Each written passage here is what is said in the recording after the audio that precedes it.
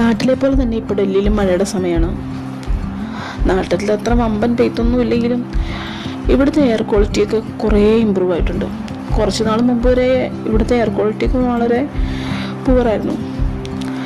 ഇപ്പം അതൊക്കെ കുറേ വ്യത്യാസം വന്നിട്ടുണ്ട്.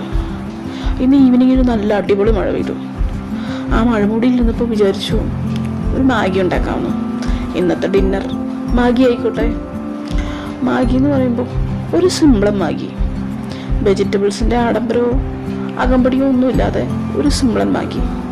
പകരം നമുക്ക് 2 എഗ്ഗ് ചേർക്കാം. എഗ്ഗ് ആദ്യം സ്ക്രാമ്പിൾ ചെയ്ത് മാറ്റി വെച്ചു. അതിലേക്ക് അതേ പാത്രത്തിലേക്ക് തിളപ്പിച്ച വെള്ളം ഒഴിച്ചു. അതിലേക്ക് മാഗി മസാല ഇട്ടു, മാഗി നൂഡിൽസ് ചേർത്തു, അടച്ചു വെച്ച് വേവിച്ചു.